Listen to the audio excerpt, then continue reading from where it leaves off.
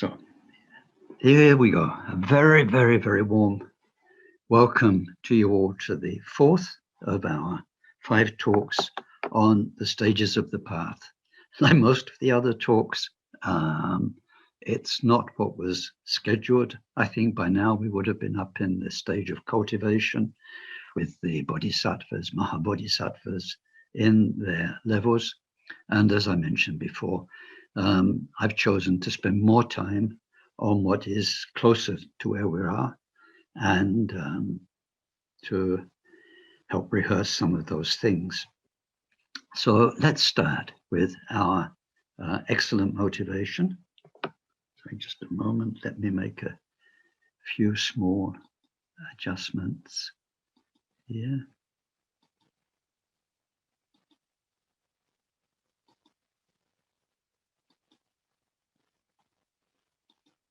Right.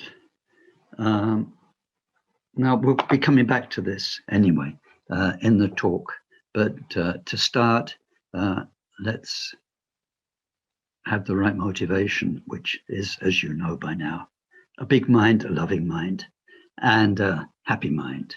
A big mind because we take these Dharma sessions as a time, when you swim underwater, you come up for oxygen and you get a gulp of the air that will keep you going when you're underwater again. Unless you cheat and you've got a snorkel, but anyway, here, if you dive. So these Dharma sessions are a time when we remind ourselves who we truly are, that this life is brief. It comes, it goes, a lot happens, we get very, very involved with it. It becomes a big deal, we think a lot about it. We get upset by some things, we really like other things. So we come out of all that immersion in our current life, and we remember that what we are trying to do is to free our mind from duality and partiality, to become a friend for everyone.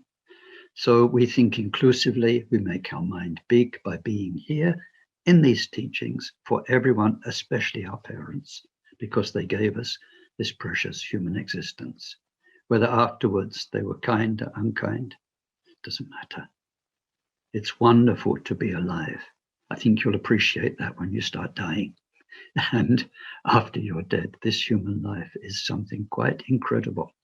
And seen from a Buddha's eyes, with the billions, trillions, zillions of beings who there are, this precious human existence is precious beyond belief. So we include our parents, our siblings, children, those who've helped us a lot, those who've hurt us a lot. All of them become our teachers. Now, the word for teacher in Sanskrit is guru. Every being, every moment is our guru, and especially those who are so kind to us and those who help us a lot. So we include them. We try and include them with the same love for everybody, which doesn't mean we tone down the love to kind of spread it out, like when you've only got a tiny bit of honey left and you have to spread it all the way across the piece of bread. It means we try and feel the most love we've ever felt for anybody, for each and every being. And of course, there's meditations and training in that. And then we feel happy because no matter what the details of this life are, we are fortunate because we reconnected with Dharma. Many people never connect with, not Dharma, Buddhism, Tibetan something. Dharma, the truth of you, the truth of everything. Some people go through their whole lives just immersed in the temporary details. They haven't a clue about what's going on. They've never awakened the depths of their love, and so on and so on. This understanding of the path. So with that, let's start our teaching with that motivation. Big mind, loving mind, happy mind. Sonje chodon soji chonomla jancho badu dane chapsunji. Dagi jinso jipe sanamji drola penchira sanji droparan sho. Semchen tamche dewa dang dewe jodang dempara joche. Dongal dang dongal je jodang tralwara joche. Dongal me pen dewa tampa dang min tralwara joche. Yerin chadan ne tang tralwe. Tang yong chembola ne para joche. Polen sawe lama rinpoche. Dage chewara pende denshula. Kadran Jempo Gune Jezonte Ko Son Toje Ngadrop Saldo Sol.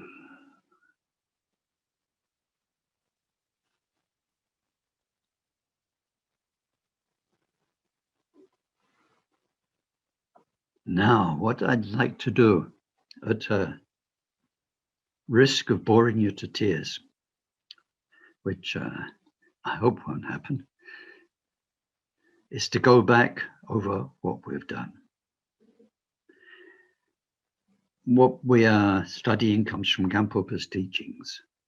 When I first studied these with Khenpo Sultim Jamtso in the 1970s, the deal was this. If you hadn't learned by heart what you were taught the day before, you couldn't go on to that day's teachings. And we were randomly tested every day.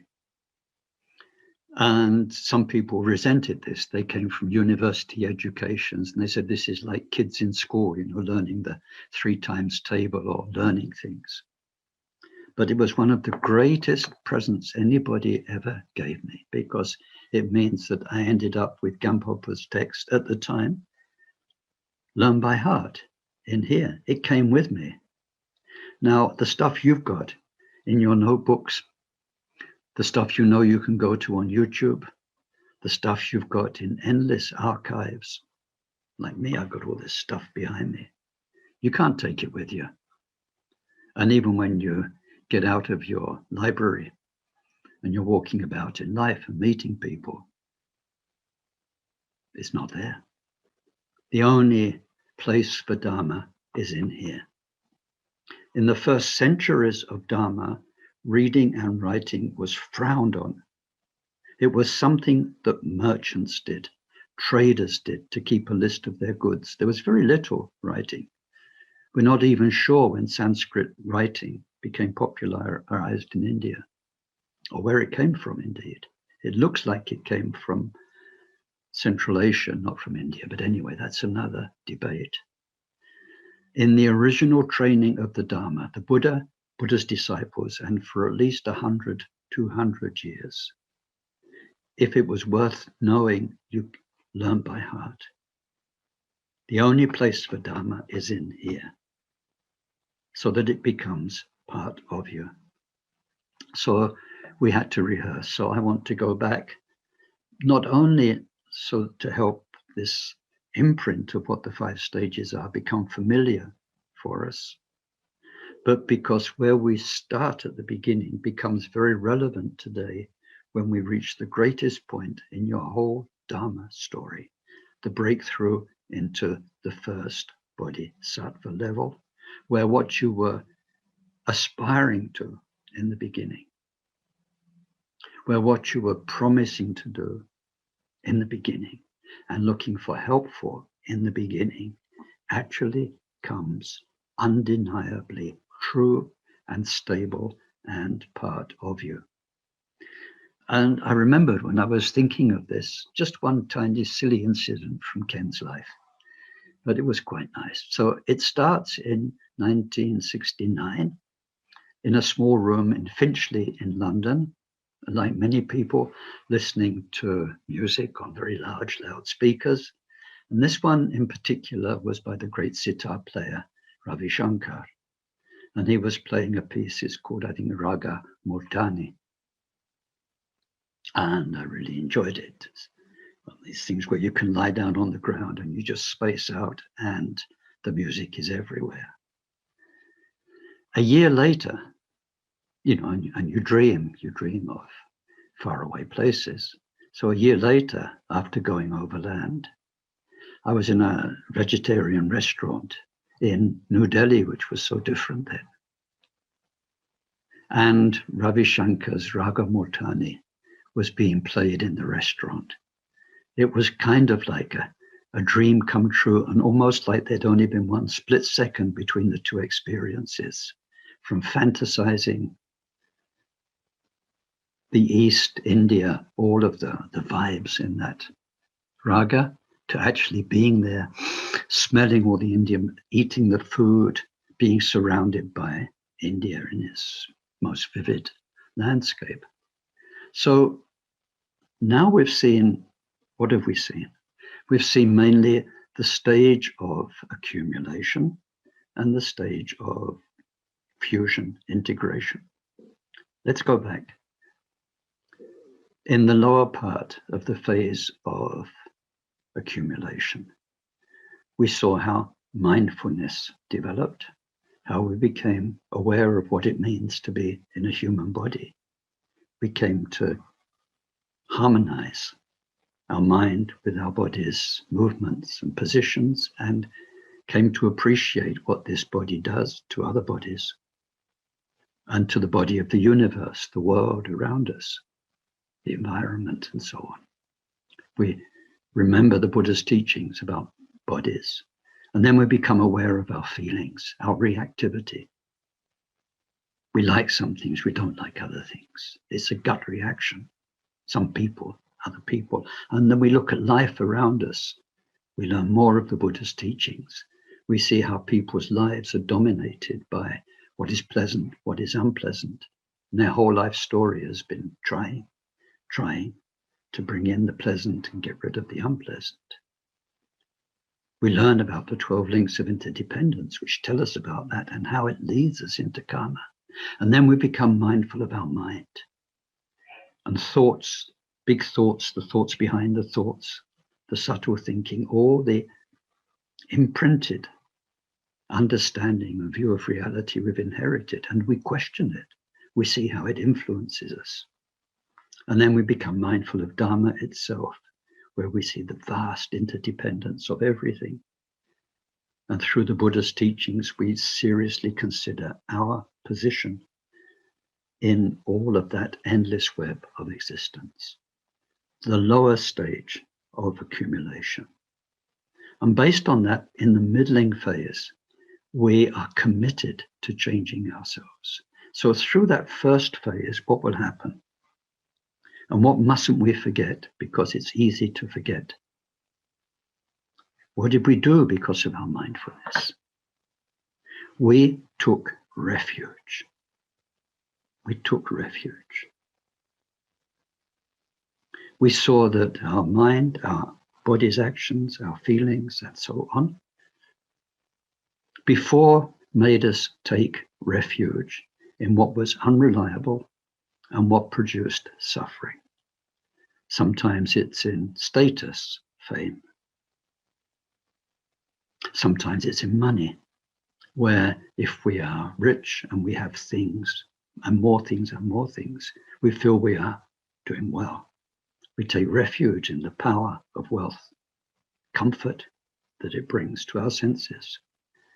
Sometimes we don't want big things, like we don't want to become president or CEO, and we don't want lots of money, but we can place a lot of store in being a nice guy, a nice person, so that as long as people relate to Ken as, oh, Ken's a nice guy, then you kind of feel okay. You take refuge in this feedback coming from other people.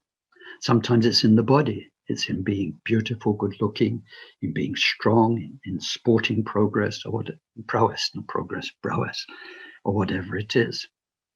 Generally, humans take refuge in what is unreliable, what is impermanent, and in the end, doesn't bring much benefit to us or to others. We can spend our whole lifetime taking refuge in those things. We see sometimes, I remember when my mother-in-law was in a frail care at the end of her life. She wasn't really in frail care, but she was with a lot of elderly people. Very, very posh frail care, but anyway. because people were so limited in what they could do. They were totally invested, taking refuge in their children and grandchildren. So the lunchtime conversation was all about, what are your kids doing? What are your grandchildren up to now? This thing of how we invest ourselves. Now, we invest ourselves with hope and fear. We hope some things will be, and because we hope for those, we fear the opposites. We've understood that through mindfulness. So we took refuge in what doesn't change, in what is reliable, and in what will bring us benefit in this life and all future lives to come. Now that refuge, now we've got some idea of the classier stages of the path. We have to go back and say and ask ourselves, have I really taken refuge? Are my hopes and fears really about whether I will leave this life a better Dharma person, wiser, kinder, more loving? Or am I still mainly invested? And so on. We ask ourselves questions, but we have taken refuge. Now, then not only that, what we're looking at in these 5 stages of the path are the 5 stages of the Bodhisattva path. So through our mindful intelligence, we have taken the Bodhisattva vow. We've committed ourselves, as we just before this talk, when I was talking, asked about the 6 moods of the day, when, according to the text, if you've taken the Bodhisattva vow, you stop at least once in each of the 6 moods of the day, and you take Bodhisattva vow again. So I'd like to read you the words, because there's no point us knowing about the 5 stages of the path without knowing that the whole thing is a development of your refuge and a development of your Bodhisattva vow. See, once we get to the upper parts, we saw the upper stage of accumulation and then the stage of fusion. We are cultivating shamatha, having a very still mind. And then in that still mind, we are fusing our intelligence and awakeness with the meaning of shunyata, of voidness.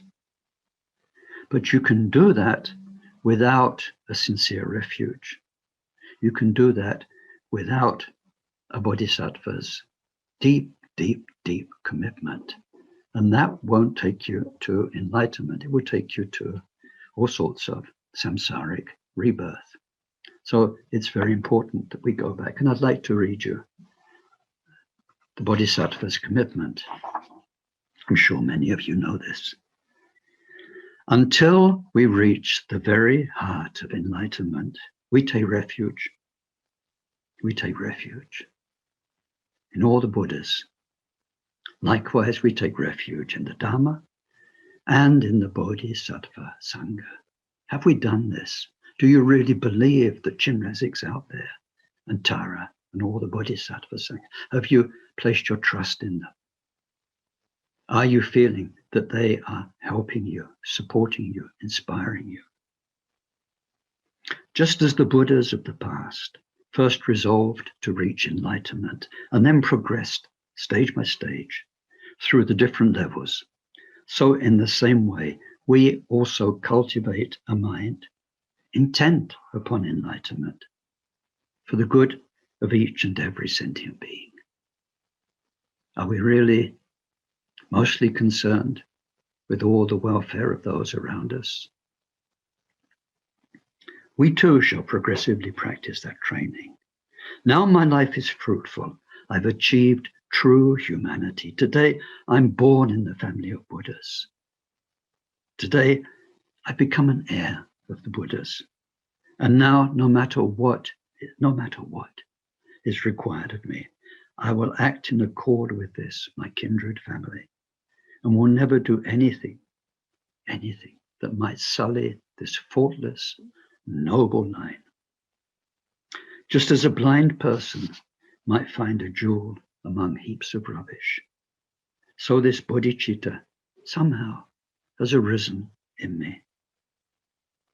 This is the elixir of life. This is life, this loving, kind mind, dedicated to purity. It's the elixir of life, to vanquish the death of worldliness. It's an inexhaustible treasure. It will never end. It will never let you down. Eliminating the poverty of worldliness. It's the supreme medicine. No problem with this vaccination. It's the supreme medicine that alleviates the illness of the world. It's a tree to rest against for those exhausted from wandering the roads of worldly existence. It's the universal bridge for all travelers to cross over the painful states of being. It's the rising moon of the mind that soothes the mental afflictions of the world. It's a great sun, dispelling the darkness of the world's ignorance.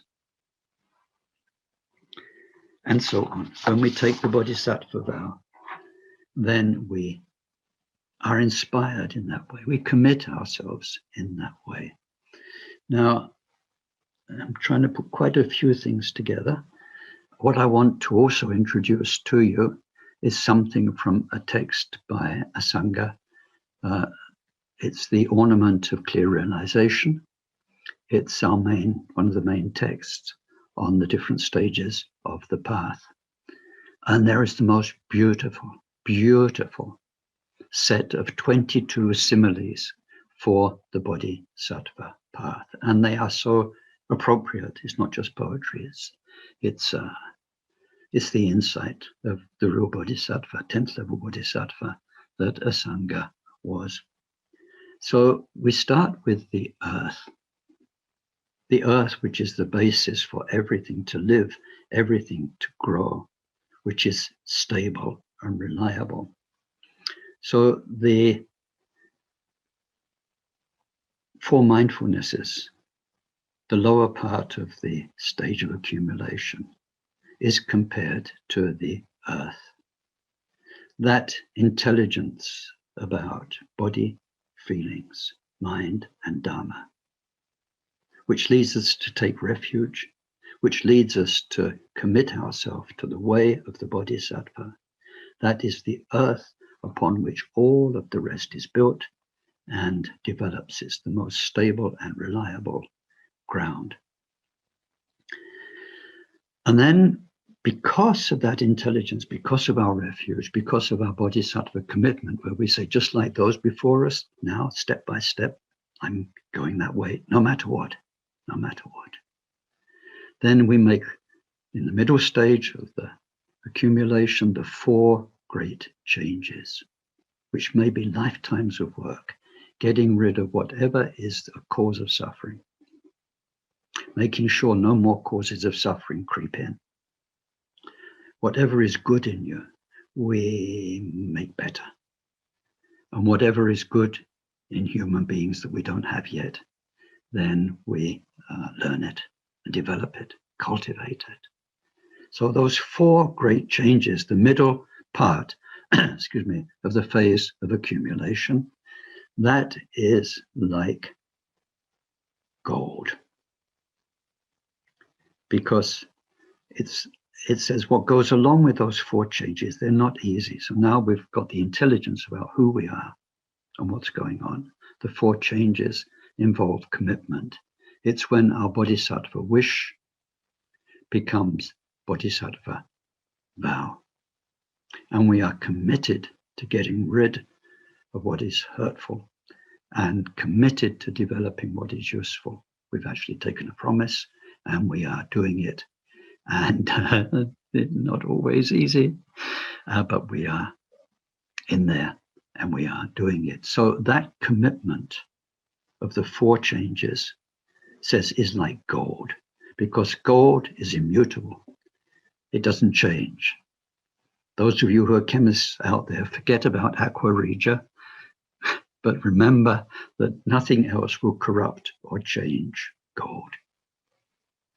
So Asanga in other teachings gives us the analogy of gold that's fallen in rubbish for centuries.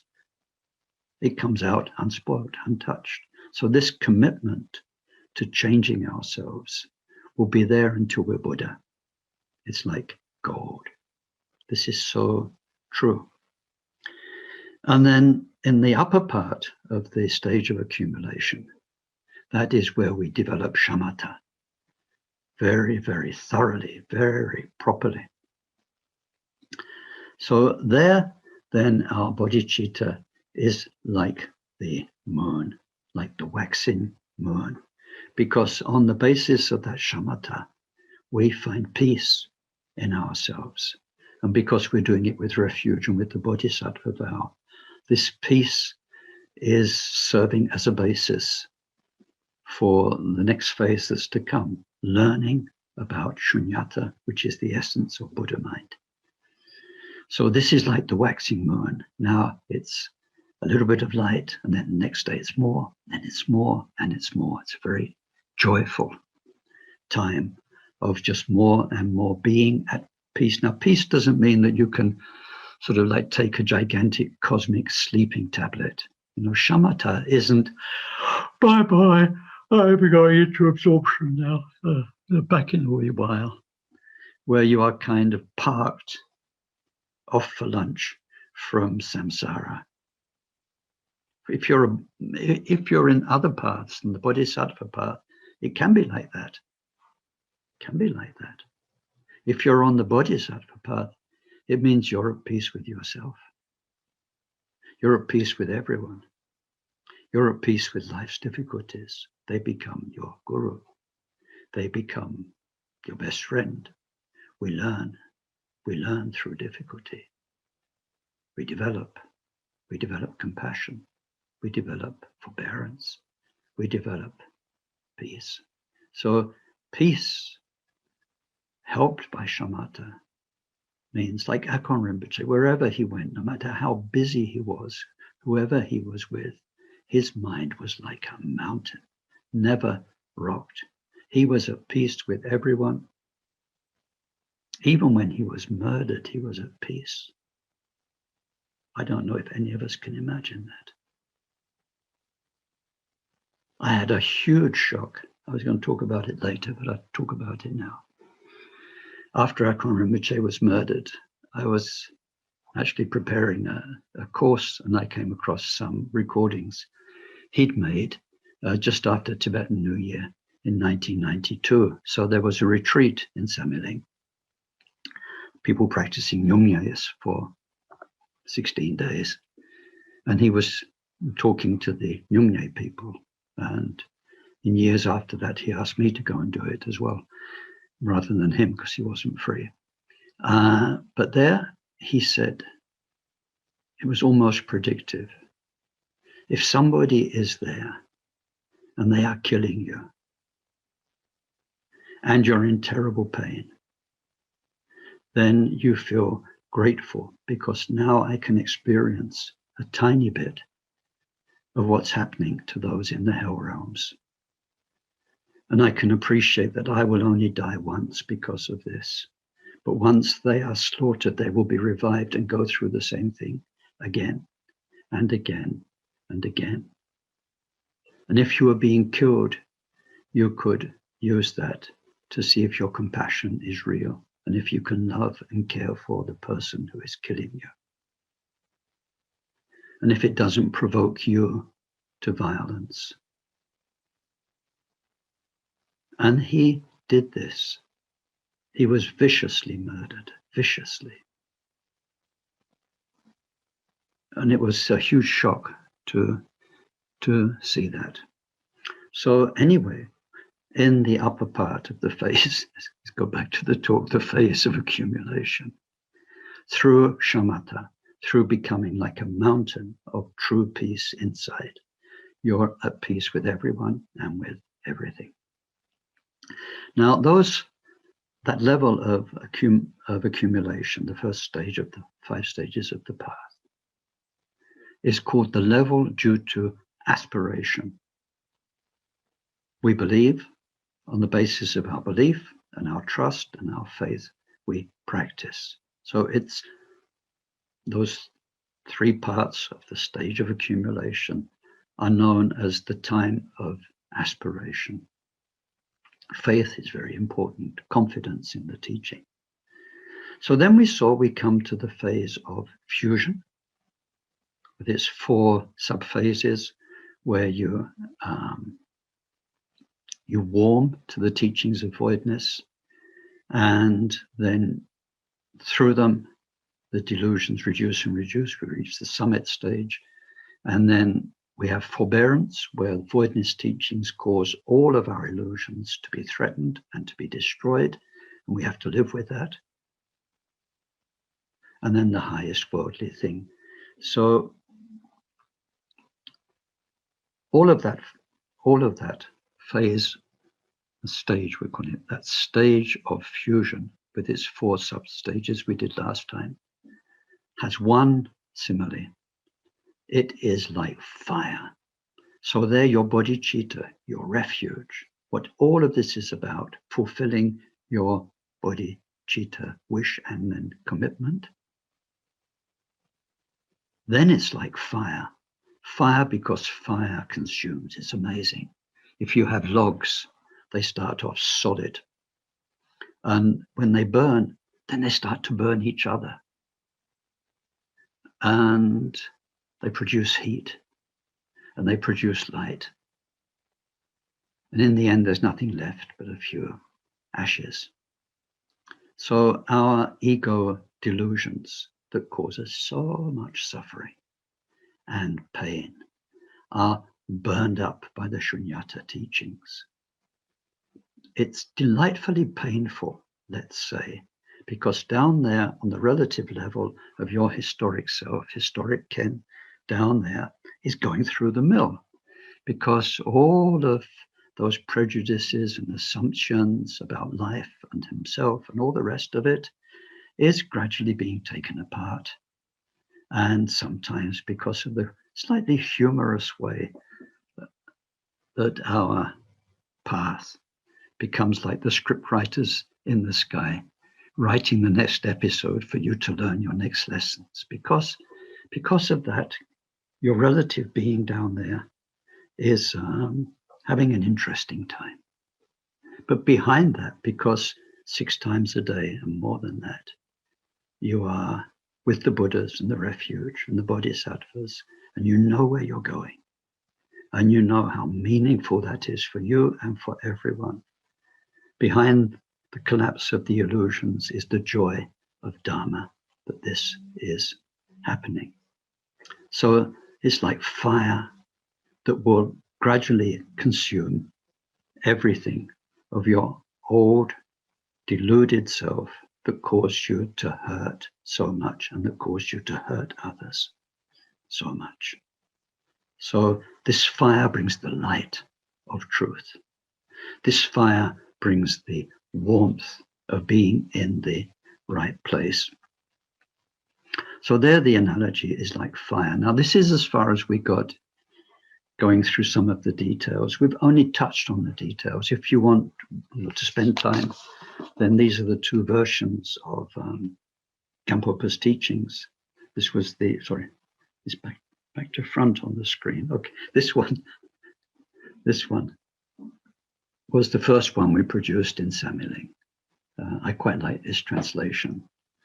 This one, which came out recently, is the one Karmapa approved, and that's yeah, this is the latest one. I won't say anything about it. I had to change the language because it's produced by Wisdom Publications, and they've got codes of language, and they wanted all their books to use similar terminology. And I had to work with the Geshe, who is the Dalai Lama's translator. So we had to compromise with each other on some things. And so it's very good. I mean, it is very, very good. This is my favorite. But in there, you've got the details. And there's no point me sitting here for the remaining half of this talk rattling off what comes next, because there are so many details in what comes next, the bodhisattva levels. Just need to share some essentials. But now we're coming to the third stage of the path, which we'll call the stage of insight. In the bodhisattva explanation of this, we touched on it last time, it's the two truths become known. And in particular, what we call Buddha nature, Buddha mind, in this traditional sketch of the path, becomes yours forever. This is not like a glimpse of Buddha mind when you might get in a pointing out with a great teacher or through those extraordinary blessed moments of practice. Here we're talking about a quantum shift where your default nature becomes Buddha mind. You're not a you somewhere born in samsara, in a body with feelings and all the things we learned about through mindfulness, who has from time to time moments of cosmic awareness, Buddha blessing, and so on. Now we are Buddha mind with the remains of whoever we were down there somewhere. The fallout from all of those thousands of existences of rebirth still needs to be cleared up in the remaining 9 bodhisattva levels. It will no longer get you. It can no longer force you to be reborn. Your default state now, that you never lose for 1 second, is Buddha mind. You never lose. Now that breakthrough is what we call the first bodhisattva level, and its name is most joyous.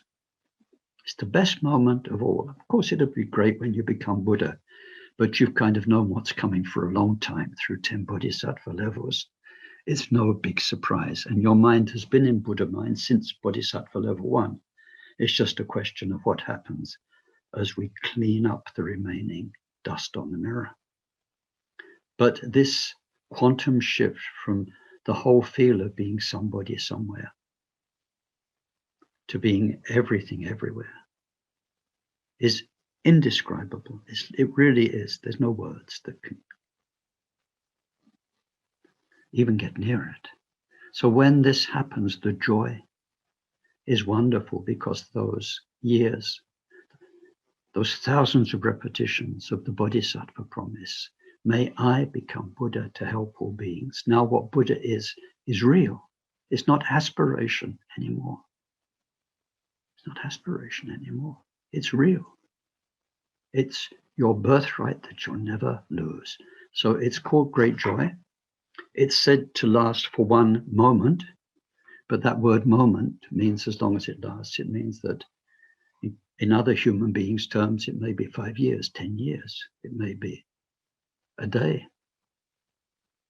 But when it happens, that breakthrough is not 16 sub-moments like it is for the Shravakas. It is 1 breakthrough forever. Now, quite a bit happens at that time.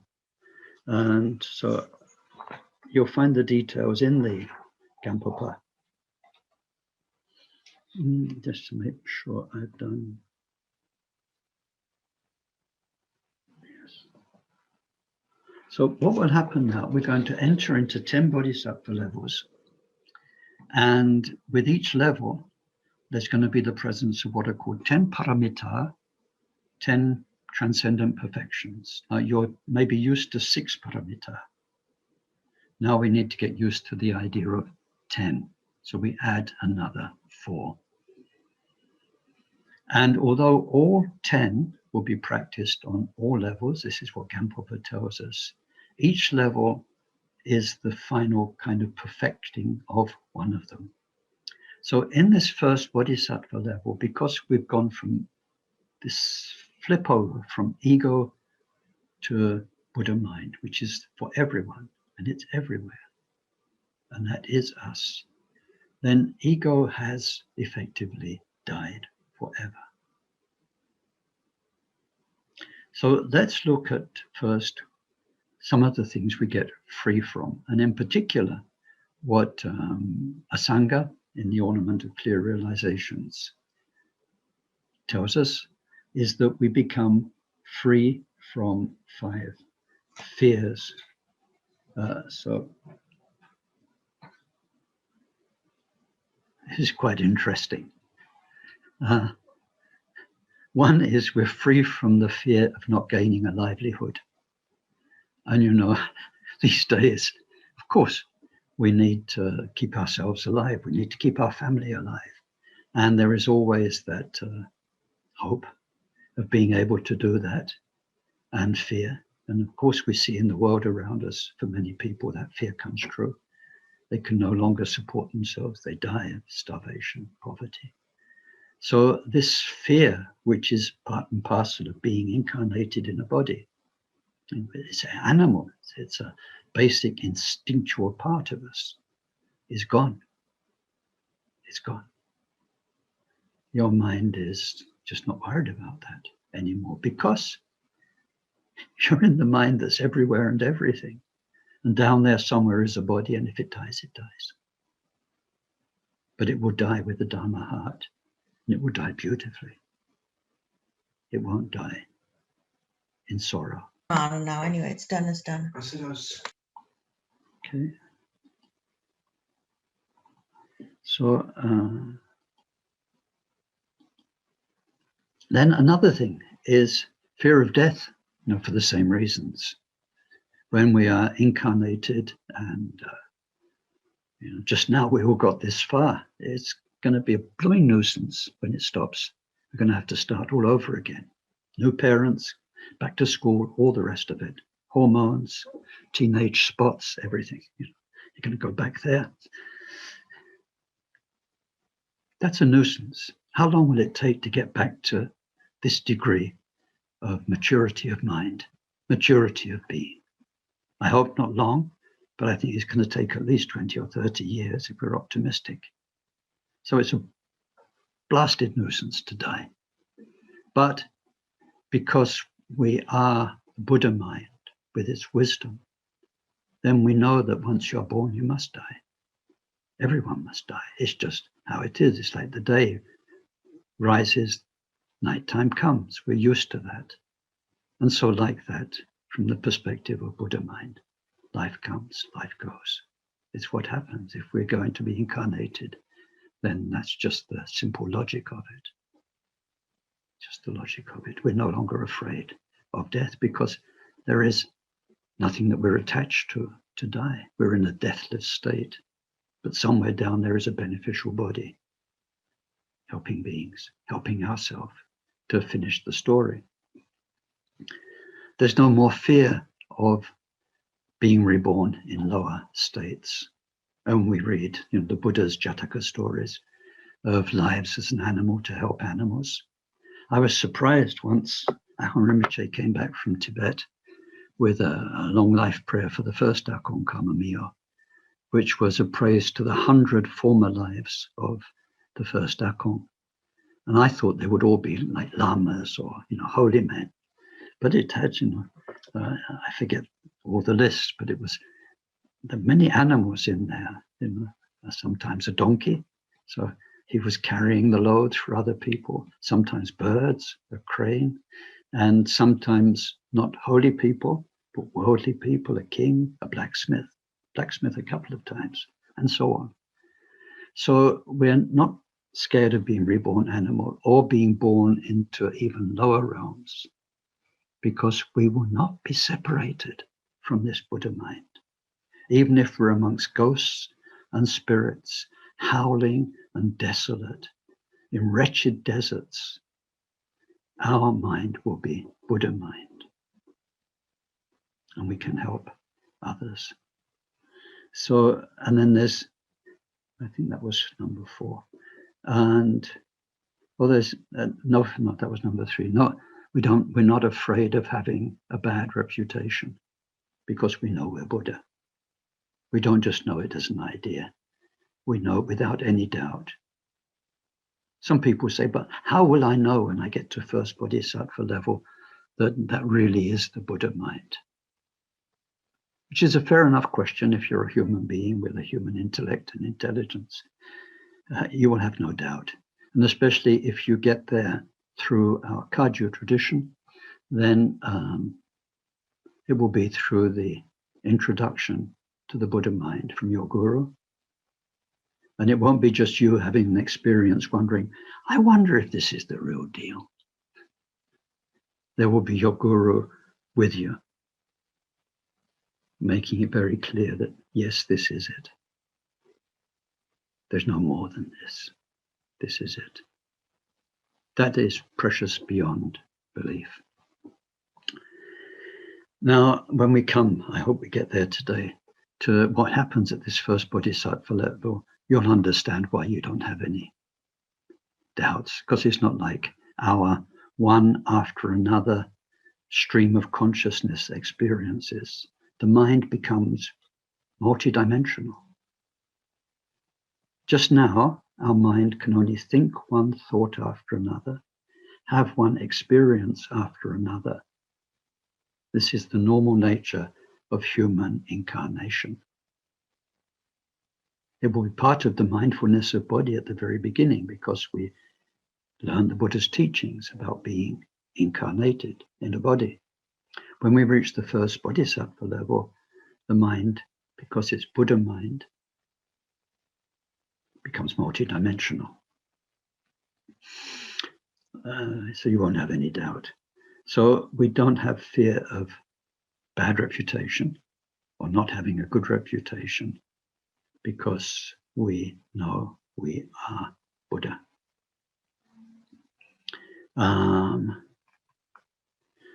And actually, bodhisattvas like that can assert that fact. Normally, we have to be very careful what we assert when we're still in human incarnation. You have to keep a lot of things quiet if you're practicing Vajrayana. Otherwise, it's arrogance, it's unskillful behavior, it unsettles people. Anyway. And then the last one I really like, it's fear of being stuck among many worldly people. Sometimes you can't wait to get out. You can't wait to get free from situations, people's company, because there is this clash between spirituality and worldliness. You want to get back to your cushion. You want to get back to your monastery. You want people to shut up talking and all the rest. There is a kind of an innate fear of worldly busyness. Now here, because we have the ultimate companionship, you're never separate, not just from Buddha mind, but Buddha mind means so many Buddhas and Bodhisattvas. So anyway, I must move on. There are freedom from 5 fears. So that's what's not there. Those fears are gone forever. That's part of the reason why there's such joy. You made it, and all of those endless before lifetimes dominated by those fears, gone. Now it's finished forever, forever. It's the most wonderful moment. Accounts of it in the Bodhisattva stories, it's like a hair on end moment. If you still got hair, if you still got a body. So anyway, now what will happen is it's like this. The good news was that you just broke through to a default state of Buddha mind forever. But are you Buddha? There's a long way to go. Now, it's hard for us to understand this, but when you get there, you will understand it. This is what I'm told. But the analogy is a beautiful one. It's that of a child in the womb. So then as our bodhicitta is growing through the stage of accumulation, stage of fusion, we're like a developing child in a womb. But in the womb, we're in the dark. So there's this wonderful moment of birth where you pop out into the world and you see light for the first time. From darkness to light is the quantum leap. The light you hadn't seen until then, as your eyes developed in the womb and all of your qualities, that's like the shunyata, wisdom developing, the eyes developing. Now you're out into a new world where you see light, but it's probably the fluorescent light of a maternity ward. You haven't seen all of light. Now, light is light, but the light that's in the Antarctic icebergs, those amazing blues and whites, the light that's in gemstones, the amazing lights that happen in different parts of the world, different times of year, firelight and so on. There's a lot of light to discover, not to mention when your mind meditates and your actual brain and perceptive processes change. The same lights you saw before in nature will look different to you. They will take on enhanced qualities. So like that, the first bodhisattva level is Buddha mind, but it's not all of Buddha mind.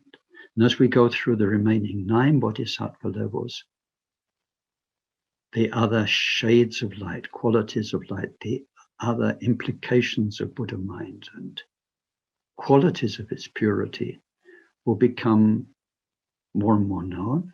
It's basically the same thing. It's shunyata, it's interdependence, it's love, it's compassion. But some things are only revealed as very subtle veils drop away. So the 9 levels, and it's called the stage of cultivation, are about cultivating this insight on the first level until it is perfect and limitless. Limitless. It is Buddha mind, and you are Buddha at the end of it. But until then, we have subtle purifications to go. So what happens, or what has happened to come into this first bodhisattva level is what is called the gross aspect of your defilements. Gross anger, gross lust, gross jealousy, gross pride, and so on. They're gone forever. You've got rid of them through your practice, through your wisdom. They will never cause you to act, for sure. That's gone already. To act in a way that would give you, whether you like it or not, samsaric rebirth. The gross level of defilements is gone. But there are still subtle and very subtle levels of defilements, which, although they won't get you and take you over, are a blooming nuisance because they're still there. So it means, let's take lust, for example. Lust for whatever it is, other people's bodies, or food, or whatever it is. That will no longer get you. It will no longer get you, no longer dominate your mind, no longer cause your mind to get involved with lust. But it will come. A beautiful body comes along, there'll be the moment of, ooh, and then it's gone because it has no effect on you, but it's still there. The mind still goes there.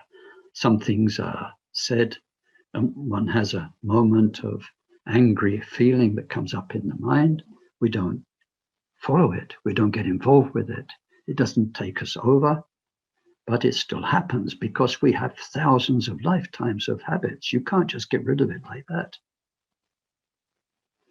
So when we go through in detail what these defilements are, what we'll see happening now and then through the remaining bodhisattva levels is that in the first bodhisattva level, the gross and overpowering aspect of the defilements is gone for good. Their presence diminishes to more and more subtle levels, up to and including the 7th bodhisattva level. In the breakthrough from 7th level to 8th level, something amazing happens through what we call the Vajra-like samadhi, through the mind being in this default state of Buddha mind. Through remaining in that Vajra-like samadhi, then bit by bit, the old habits and reflexes and thoughts get finer and finer and finer and finer until at the bridge between 7th and 8th levels, duality itself goes. There's no longer even any shade of feeling of self and other. The mind doesn't split in two. When we studied consciousness, we saw how the mind, through the 7th consciousness, always, every second, every split second, brings this subject-object feeling. That goes. And with that, what is left to purify is very, very, very fine. So the last 3 levels, 8, 9, and 10, are called the exceedingly pure levels. So when we understand our journey to enlightenment, there is this breakthrough at the stage of insight where we are free forever from karma and what causes the karma, the gross defilements. We still have to deal with occurring in the mind, more subtle defilements until the 8th level where duality goes. And then it's just an ongoing process of remaining in this default state of Buddha blessing. Now, what happens at the first level,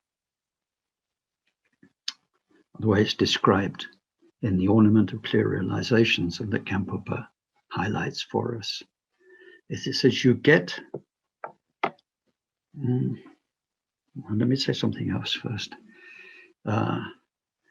To put it in terms that we can understand, then the texts talk about what we call meditation and post-meditation.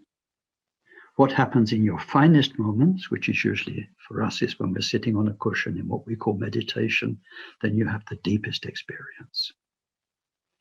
And then when we are not in our deepest moments, when we're interacting with life through bodhisattva activity, then there is what is for us post-meditation. Now, these two become pretty simultaneous when you've reached first bodhisattva level onwards. So let's describe it for us first. Mahamudra, Buddha mind, absolutely perfect, nothing to say. Get up off the cushion, the man next door, the woman next door, the postman, and all the rest of it. Life, interaction, feelings, reactions. Now, if we make those two simultaneous, it means the bodhisattva's mind is in its depths always enriched by Buddha mind, but on the surface having to deal with people, situations, and what they bring up. So that's where the ancient historic reactivity comes along and where there is stuff to purify. And where there is learning, where we learn how to help people because of that. This absolutely vital apprenticeship in living compassion expands. So it's said that from first bodhisattva level to Buddhahood, the meditation experience of Buddha mind never changes. Pure shunyata dhammakaya. But what we call post-meditation, which is in this case simultaneous, that is still a story of growth, work of purification of the past, work of apprenticeship in totally enlightened, spontaneous compassion to help beings. So we see 12 areas of quality from a Sangha's teachings. So let me just tell you them. It would be too long to expand on them. One is that this mind is no longer one thing after another. One can have 100 meditative absorptions simultaneously. We can't imagine that. It's amazing if you even get one meditation absorption, if you're like me, where you're like completely in Chinrazik's love, or in Tara's blessing, or in shamatha. At one and the same time, you can be with Medicine Buddha and Tara, and so on and so on. 100 different, very clear, perfect absorptions. It's like what is one of the insects that has this eye with all the different facets where they're seeing, so many hundreds of things at the same time and putting the images together as a whole. So because of that, it says you can experience 100 Buddhas. When it says 100, it doesn't mean not 99 and not 101. It means something like that. 100 rather than 10. 100 rather than 1,000.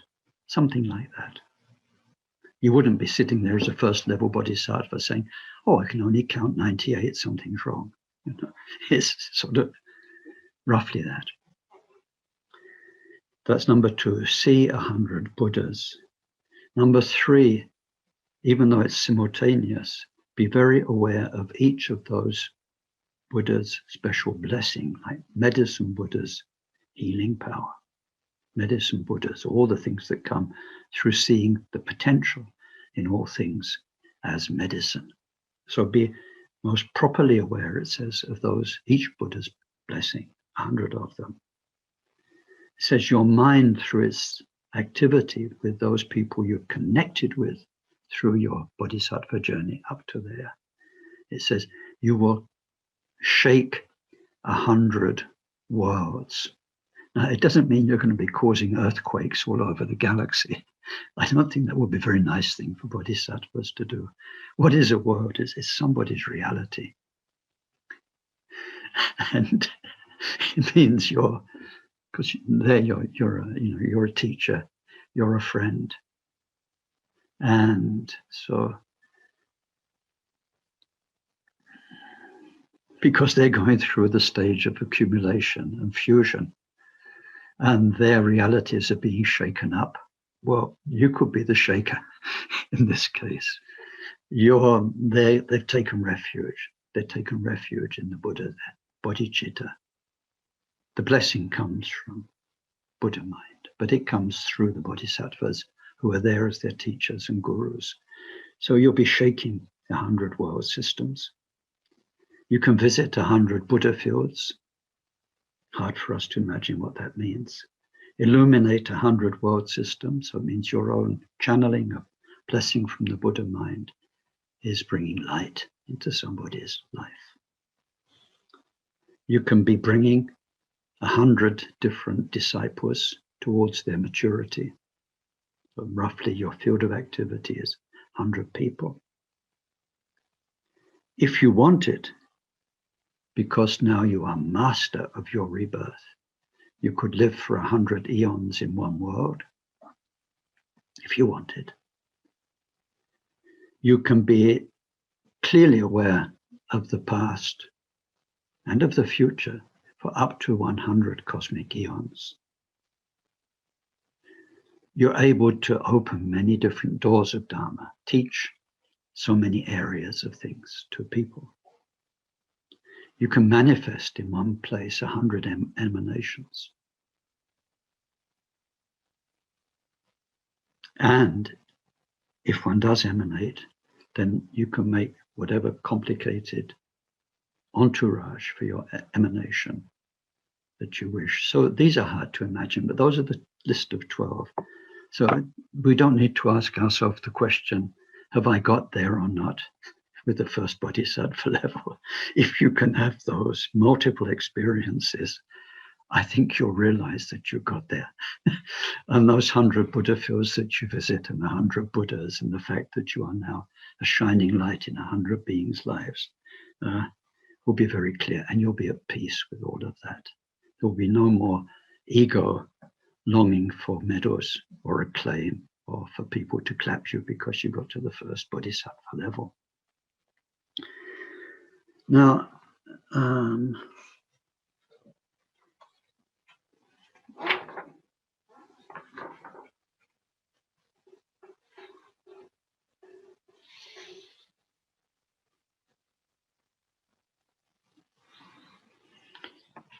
what we're going to also find, I don't know if we'll get the time this week and next week, is that now we're looking at these 10 levels, and the stage of insight is the first bodhisattva level, the breakthrough, and the other 9 levels are cultivating what happened then until it's perfect.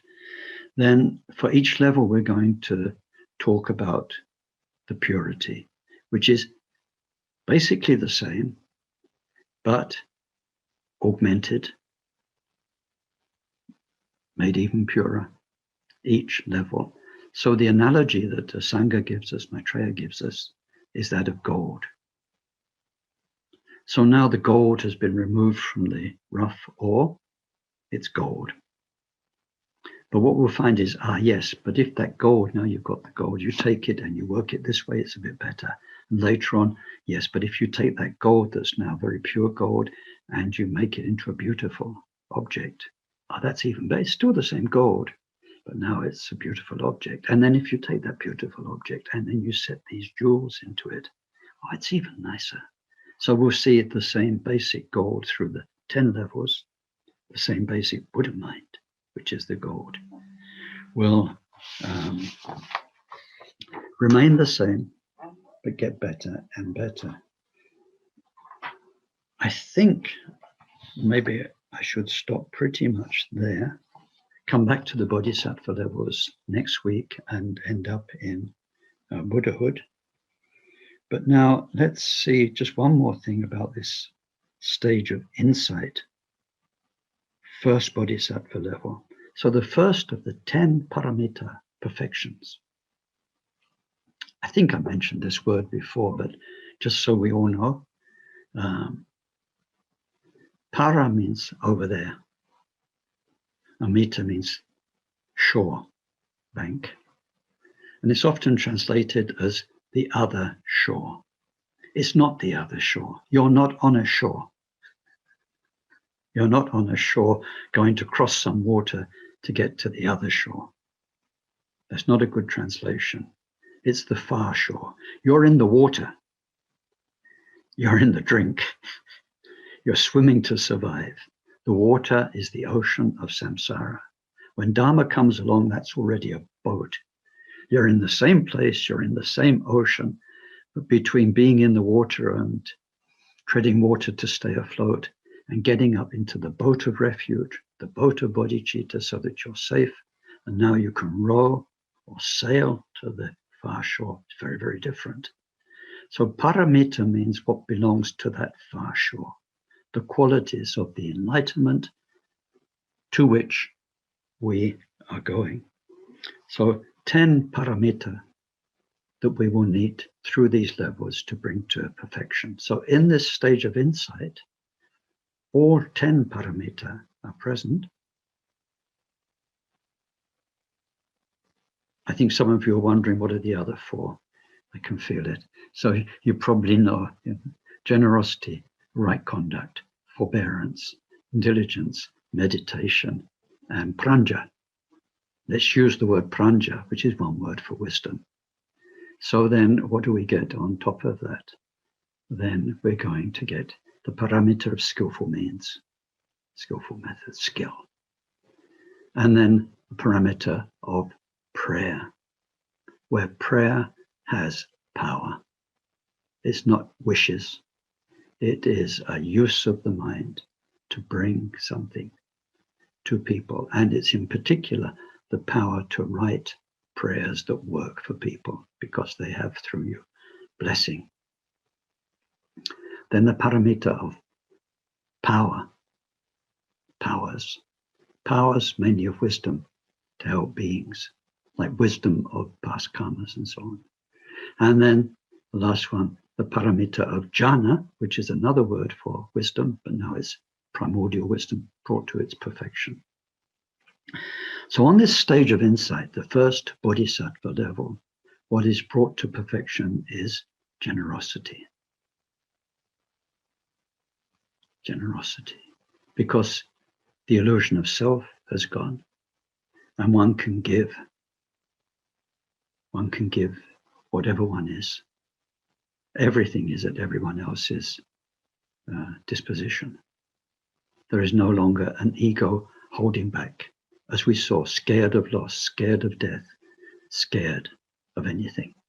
So one can be uncompromisingly generous. So if we come back to our 22 similes, so far we had the earth, and then the commitment was like gold, and then the meditation qualities was like the waxing moon.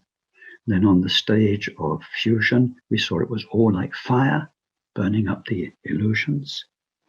So now on this first bodhisattva level, your bodhicitta, and we're talking about your bodhicitta mind. Now it is like a great treasure. The first level bodhisattva is a great treasure. When we look back at Nagarjuna's life, it said he attained first level bodhisattva. And we see what a treasure his life was for all of us. It's like a wealth, so much wealth to share with others. Okay, well, I think what we'll do is stop there for the talk this morning and give the rest of our session time to discussion, or if you've got any questions. So maybe let's dedicate this bit, and then those of you who need to go can go, and we've dedicated.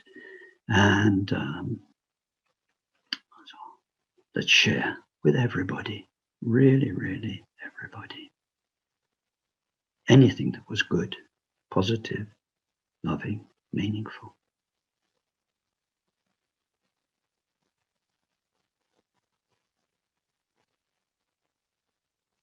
Sonam di tomche zikpani, tomne nipe dranam pomchene, jegana je palak trukpaye, sipe sole drowa sho. Janchub semcho rinpoche, maje panam je churche, je pa nyampa me padam, kone kongdo pelwara sho.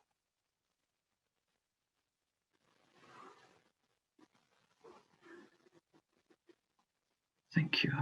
So now let's